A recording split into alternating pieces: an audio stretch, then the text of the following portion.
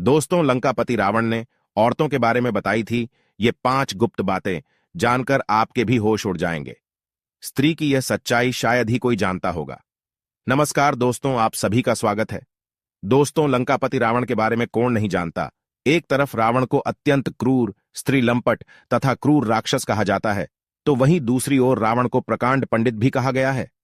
रावण एक ऐसा नाम है जो बुराई और अच्छाई दोनों स्थितियों में जाना जाता है। भले ही रावण अहंकारी, अत्याचारी राक्षस था, लेकिन वह चारों वेदों का पंडित भी था। इसी कारण रावण से हमें ज्ञान की बातें भी सीखनी चाहिए। रावण ने मां सीता का हरण किया था, लेकिन ऐसा भी कहा गया है कि जिस सीता का रावण ने हरण किया था वह मां सीता का प्रतिबिंब था, क्योंकि रावण को वेदवती नाम की एक तपस्विनी ने यह श्राप दिया था कि वह जिस भी स्त्री को उसकी इच्छा के बिना स्पर्श करेगा वह जलकर भस्म हो जाएगा। साथ ही मां सीता के पवित्रता में इतनी शक्ति थी कि अगर रावण उन्हें स्पर्श भी करता तो उसका विनाश होना तय था। मां सीता का हरण करने के पश्चात रावण ने अहंकारवश श्री राम से युद्ध किया, लेकिन बुराई की जीत होना असंभव है। इसी कारण रावण के अपने ही पाप कर्मों के कारण उसका अंत हुआ। रावण के जीवन से जुड़े कई ऐसे राज हैं जो बहुत से लोग नहीं जानते। रावण द्वारा किए गए पापों के कारण ही आज उसे पूरी दुनिया एक दुष्ट राक्षस के रूप में जानती है। उसके पुतले जलाए जाते हैं। इतना प्रकांड पंडित होने के बावजूद भी उसने अधर्म का मार्ग चुना था, और यही कारण था कि रावण का अंत होना निश्चित हो गया था। इसी कारण यदि आप कितने भी बुद्धिमान तथा ज्ञानी क्यों ना हो, अगर आप अपने ज्ञान का दुरुपयोग करते हैं तो अंत में आपको इसके भयंकर परिणाम भुगतने ही पड़ते हैं, जैसा कि रावण के साथ हुआ। युद्ध के पश्चात जब प्रभु श्री राम द्वारा रावण की पराजय हुई, तब वह जमीन पर गिर पड़ा।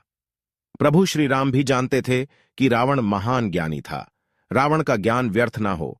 इसी कारण श्री राम ने लक्ष्मण से वह ज्ञान प्राप्त करने के लिए कहा। अपने जीवन के अंत समय में रावण ने लक्ष्मण को कई महत्वपूर्ण बातें बताई थीं, और साथ ही स्त्रियों के 5 दुर्गुण भी बताए थे। आइए जान लेते हैं आखिर रावण ने मरते समय कौन सी बातें कही थीं। सबसे पहली बात रावण ने कही, शुभ कार्य करने के लिए अधिक इंतजार करना मूर्खता है। जब भी जीवन में कोई अच्छा काम करने का अवसर मिले तो उसे तुरंत ही कर देना चाहिए। उसे करने में कभी देरी नहीं करनी चाहिए और ना ही संकोच करना चाहिए, क्योंकि शुभ कार्यों का फल कभी न कभी अवश्य मिलता है, और न जाने कब जीवन की डोर टूट जाए और बाद में यह पछतावा न हो कि मैंने कोई अच्छा काम नहीं किया। साथ ही गलत कार्यों को जितना हो सके टालते रहना चाहिए। ऐसे कार्य करने में तुम्हें कितना भी आनंद मिले, उन्हें दुर्लक्ष्य करते रहना चाहिए। मनुष्य का मन बुरे कार्यों की तरफ जल्दी आकर्षित होता है, क्योंकि वे उसे क्षणिक सुख प्रदान करते हैं, परंतु भविष्य में उसे इसके भयंकर परिणाम भुगतने पड़ते हैं।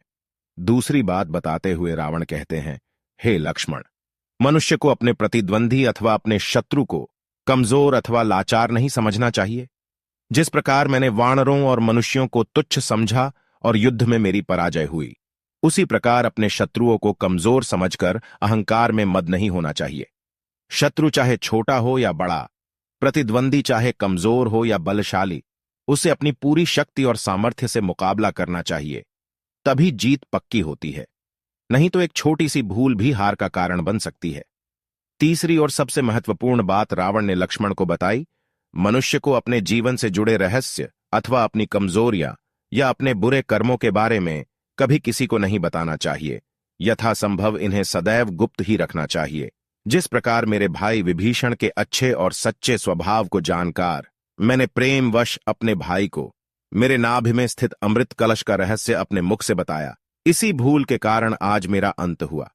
इसीलिए हे लक्ष्मण, मनुष्य को अपने रहस्य सदैव ही गुप्त रखने चाहिए। अपने रहस्यों के बारे में ना ही अपनी पत्नी और न ही अपने भाई एवं मित्र को बताने चाहिए। आइए अब जानते हैं रावण ने स्त्रियों के बारे में बताई थी ये 5 बातें जो प्रत्येक पुरुष को अवश्य जान लेनी चाहिए। सबसे पहली बात है पतिव्रता स्त्री। रावण ने मृत्यु के समय यह संदेश दिया कि किसी भी पुरुष को पराई स्त्री पर बुरी नजर नहीं डालनी चाहिए, यह उसके विनाश का कारण बन सकता है। एक पतिव्रता स्त्री में यह गुण होता है कि वह अपने पति को ही सर्वश्रेष्ठ मानती है, चाहे उसका पति गरीब हो या अमीर हो, कमजोर हो या बलवान हो, चाहे वह राक्षस हो या मानव हो, उसके लिए उसका पति ही सब कुछ होता है। एक पतिव्रता स्त्री अपने प्राण त्याग देगी, लेकिन कभी भी किसी दूसरे पुरुष को अपने पति का स्थान कभी नहीं देगी। इसीलिए एक वीर पुरुष को दूसरे की पत्नी का सम्मान ही करना चाहिए। दूसरी बात है पत्नी की सलाह।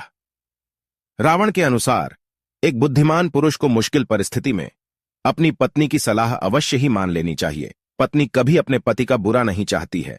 औरतों में यह स्वाभाविक गुण होता है कि वह मुश्किल परिस्थितियों में पुरुषों का मनोबल बढ़ाती है और उसे सही राह दिखाने का काम करती है। जो पुरुष अपनी पतिव्रता पत्नी की बातों को दुर्लक्ष्य करता है उसे अवश्य ही हार का सामना करना पड़ता है। रावण ने अपनी पत्नी मंदोदरी के लाख समझाने पर भी उसकी बात नहीं मानी और वह मृत्यु को प्राप्त हुआ। तीसरी बात है स्वार्थी। रावण के अनुसार महिलाएं बहुत अधिक स्वार्थी होती है, लेकिन उनका स्वार्थ उनके अपनों के प्रति होता है। उस स्वार्थ के लिए वह किसी से भी लड़ सकती है। स्त्रियों में सहन करने की अद्भुत शक्ति होती है, जो बड़े बड़े योद्धा भी सहन नहीं कर पाते। स्त्रियां छल कपट में भी पुरुषों से कई गुण आगे होती है। इसीलिए कभी भी किसी स्त्री के माया जाल में बुद्धिमान पुरुष को फंसना नहीं चाहिए। चौथी बात है झूठ बोलना। रावण के अनुसार औरतें झूठी होती हैं और वे बहुत ही जल्दी अपनी बातों से पलट जाती है। इसी कारण स्त्रियों पर कभी भी आंखें मूंद कर विश्वास करना अनुचित होता है।